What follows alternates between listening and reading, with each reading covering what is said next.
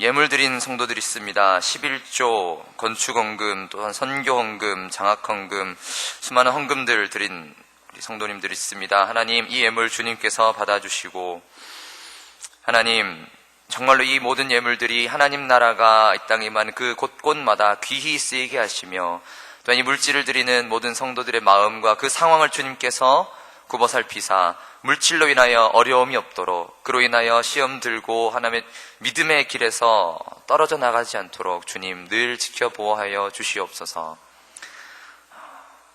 함께 하실 줄 믿사오며 감사드리며 우리 주 예수 그리스도 이름으로 기도합니다.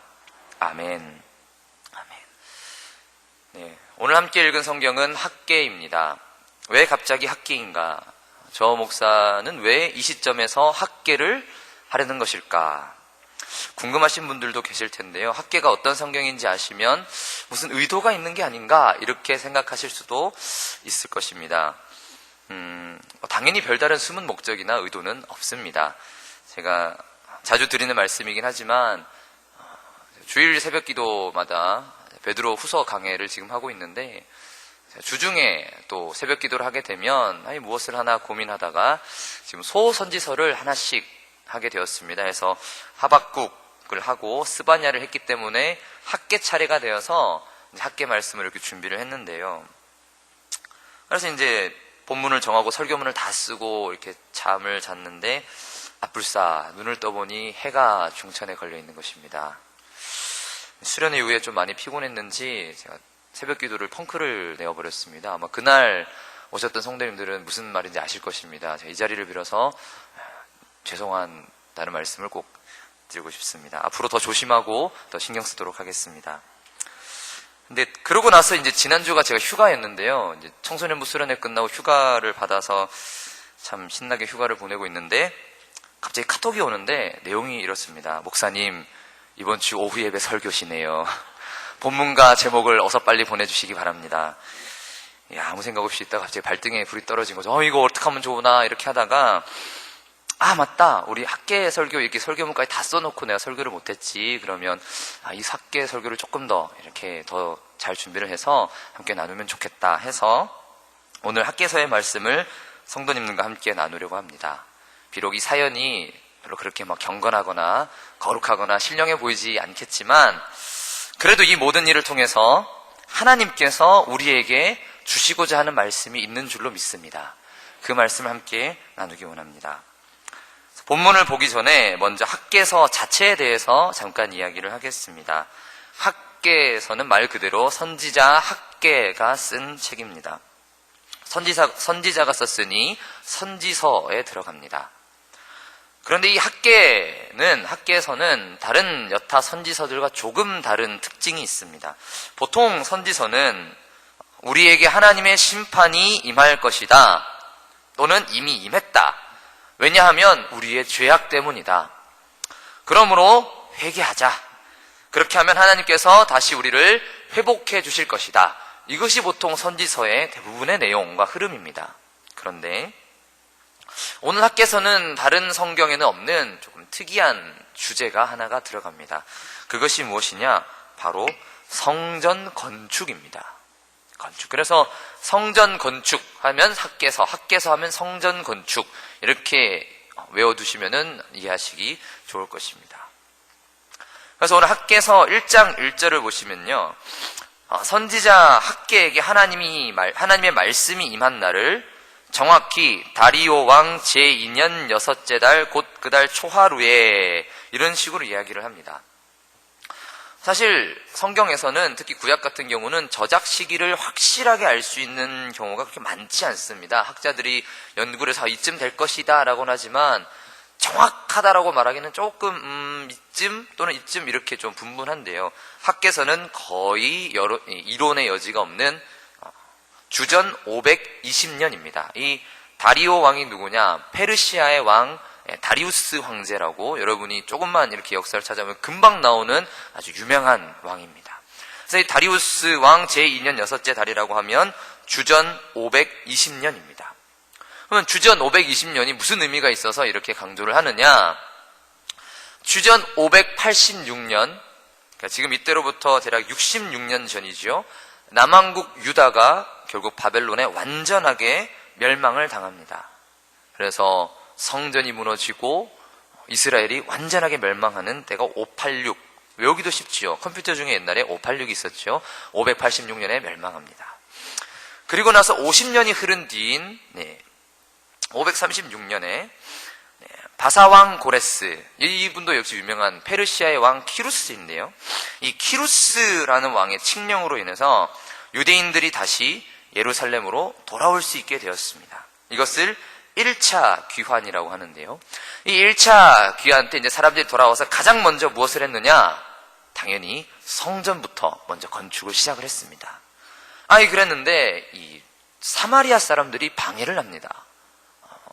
그래서 아마도 사마리아 사람이 혈통적으로도 그렇지만 이런 역사 때문에 예수님 시대에 가면 굉장히 사마리아 사람을 싫어하게 되는데, 이 사마리아 사람들의 방해 때문에 공사에 차질이 생기자 성전 건축이 멈춰지고 그대로 16년이라는 세월이 흐릅니다. 그래서 주전 520년이 되었는데요. 그때에 하나님의 영이 학개에게 임합니다. 그리고 이렇게 말합니다. 학개서 1장 4절입니다. 이 성전이 황폐하였거늘 너희가 이때에 판벽한 집에 거주하는 것이 옳으냐. 하나님의 성전이 여전히 황폐하던 채로 16년이나 흐르고 있는데 여러분들이 판벽한 집, 그러니까 판으로 벽을 만든 집, 지금으로 말하면은 지금 성전 교회당에는 빗물이 뚝뚝 새는데 여러분들은 그런 좋은 집에 사는 얘기 지금 말이 됩니까? 이런 이야기지요.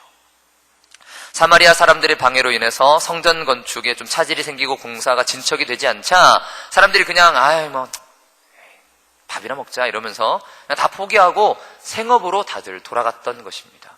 그러면서 하나님의 성전은 16년 어떤지 느낌이 오십니까? 공사를 하다가 부도가 나서 뼈대만 남은 앙상한 건물 보신 적이 있지 않으십니까? 그 건물이 16년이 지나면 어떻게 되겠습니까? 풀이 자라고 야생동물이 들끓고 그렇지 않겠습니까? 그 상태로 있는 성전, 그걸 바라보면서 이스라엘 사람들이 무슨 생각을 했을까요? 내가 저 성전을 정말 빨리 건축해야겠다? 그렇다기보다는 아마도 성전이 어떻게 되던 간에 일단 입에 풀칠은 해야 되지 않겠어? 이렇게 생각했던 모양입니다. 하여 너희가 이때에 판벽한 집에 거주하는 것이 옳으냐라고 하나님께서 학개를 통하여 이야기하십니다. 그래서 5절 이어서 이렇게 말합니다. 그러므로 이제 만군의 여호와가 이같이 말하노니 너희는 너희의 행위를 살필지어다. 여기서 행위를 살핀다는 말은 히브리어의 뉘앙스를 보면 여러분이 걸어왔던 길을 되돌아 보십시오, 이런 의미입니다. 어떤 길을 걸어왔는지 발자취를 뒤돌아보아라. 한마디로 어떻게 살아왔는지 삶의 여정을 돌아보고 회개하라는 요청인 것입니다. 그리하여 8절에서 이렇게 말합니다. 너희는 산에 올라가서 나무를 가져다가 성전을 건축하라. 그리하면 내가 그것으로 말미암아 기뻐하고 또 영광을 얻으리라. 여호와가 말하였느니라. 아멘. 지금 너의 입을 채우기 위하여 일할 때가 아니라 어서 산에 가서 나무를 해다가 성전부터 빨리 건축하라 라는 것이지요. 하나님께서 직접 이렇게 말씀하십니다. 해서 이 말씀은 사실 많은 교회에서 이 예배당 건축을 앞두고 있을 때 그것을 독려하기 위한 말씀으로 많이 사용되곤 했습니다. 그런데 과연 그런 것일까요? 이 학개서의 말씀이 어서 저희 교회 건물 너무 좋지 않습니까? 이런 건물을 어서 지어라. 집에 가산을 다 팔아서 건축원금 해라. 이런 의미겠습니까? 그렇지 않습니다. 물론 그럴 수 있으면 큰 믿음이지만 그것을 명령하는 그런 본문은 아닙니다. 성경에서 성전은 무엇을 상징합니까? 성전은 하나님의 임재를 상징하는 것입니다. 하나님께서 임하시는 곳이며 그렇기 때문에 하나님께서 우리와 함께 하신다는 것을 상징하는 것이 성전입니다. 이스라엘 백성들은 죄를 지을 때마다 성전을 향하여 가서 그곳에서 제물을 드림으로써 죄를 사하였고요. 그곳에서 하나님과 교제했던 그런 곳이 바로 성전입니다. 그렇기에 성전은 또한 하나님의 통치를 상징하는 하나님의 나라를 보여주는 곳이 이 성전인 것입니다. 그렇기 때문에 이 말씀은, 학개서의 말씀은 단순히 예배당 건물을 지어라, 땅을 사라 이런 것이 아니라 하나님의 나라를 회복하라라는 하나님의 외침인 것입니다. 그런데 놀라운 것은 이 학개의 메시지 앞에 백성들이 회개합니다. 그동안의 삶을 돌이켜서 회개하고 성전을 건축하기 시작합니다. 12절을 보시면 스알디엘의 아들 스룹바벨과 여호사닥의 아들 대제사장 여호수아와 남은 모든 백성이 그들의 하나님 여호와의 목소리와 선지자 학개의 말을 들었으니 이는 그들의 하나님 여호와께서 그들을 보내셨음이라. 백성이 다 여호와를 경외하매. 여호와의 목소리와 학개의 말, 그렇죠? 학개를 통해서 선포되는 여호와의 말을 그들이 믿음으로 믿고 여호와를 경외했다고 합니다. 그리고 14절, 여호와께서 스알디엘의 아들 유다 총독 스룹바벨의 마음과 여호사닥의 아들 대제사장 여호수아의 마음과 남은 모든 백성의 마음을 감동시키심에 그들이 와서 만군의 여호와 그들의 하나님의 성전 공사를 하였으니. 백성의 마음이 감동되어서 성전의 공사를 다시 시작합니다. 여기서 스룹바벨은 정치적 지도자를 말하고요, 대제사장 여호수아는 종교적 지도자지요. 이렇게 정치적 지도자와 종교적 지도자가 모두 다 합심이 되어서 하나님의 성전을 건축하기 시작한 것입니다. 참 놀라운 말씀입니다. 오늘날에도 강단을 통하여 선포되는 하나님의 말씀 가운데 이렇게 모든 성도가 회개하고 돌이켜 말씀 가운데 순종하는 역사가 있었으면 좋겠습니다. 이 땅에 교회가 얼마나 많은지 아시지요? 구글 맵 지도에 교회라고 대한민국에서 검색을 하면 이렇게 빨간색 점으로 표시가 되는데 대한민국 전역이 빨갛게 나옵니다. 무시무시합니다. 그런데 왜 이 땅에 아직도 여전히 수많은 범죄와 어그러진 것들이 있겠습니까?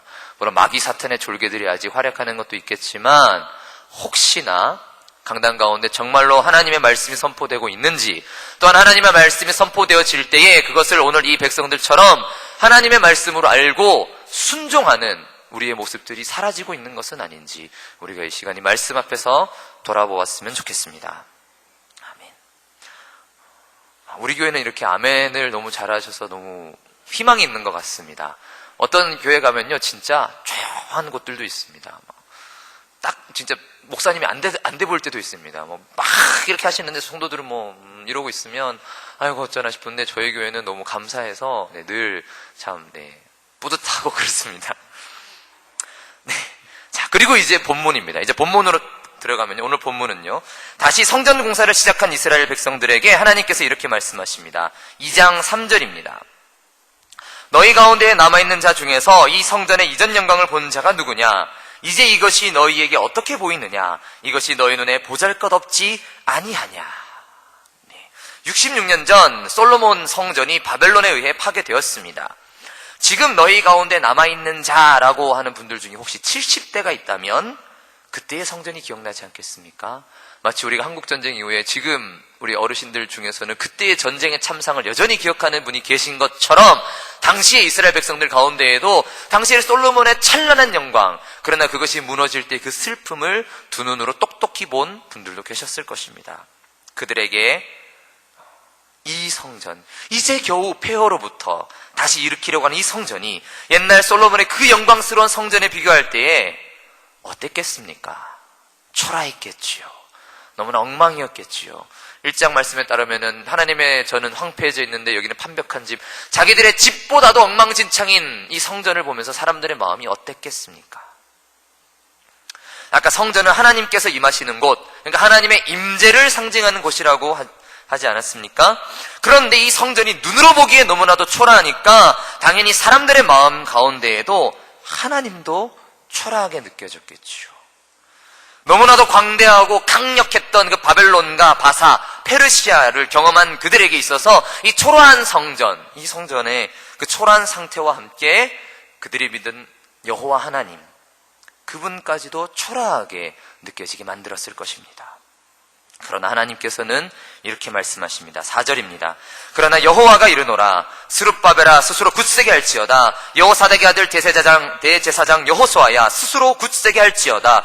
여호와의 말이니라. 이 땅 모든 백성아 스스로 굳세게 하여 일할지어다. 내가 너희와 함께 하노라. 만군의 여호와의 말이니라. 아멘.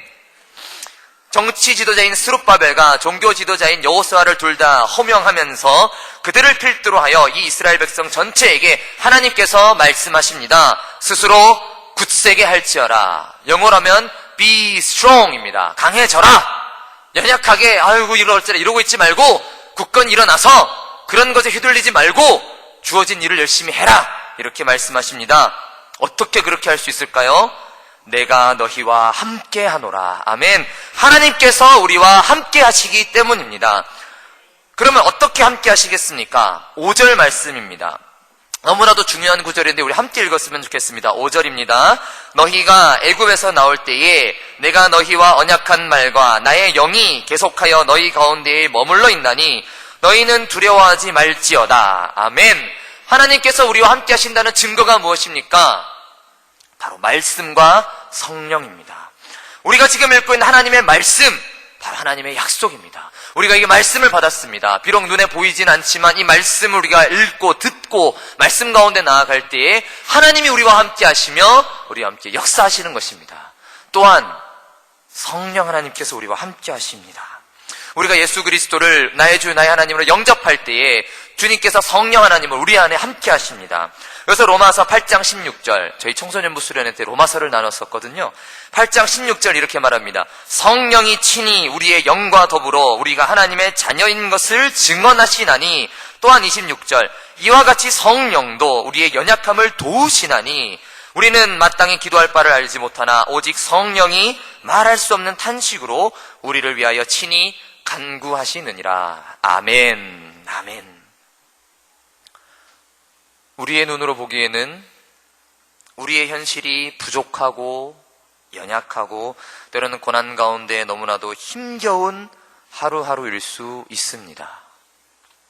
주일날 예배 드릴 때는 은혜 받는 것 같지만 당장 예배당을 나서서 월요일이 되면 이게 쉽지가 않습니다. 은혜 받았다고 해서 삶의 문제가 다 해결이 돼버리면 얼마나 좋겠습니까?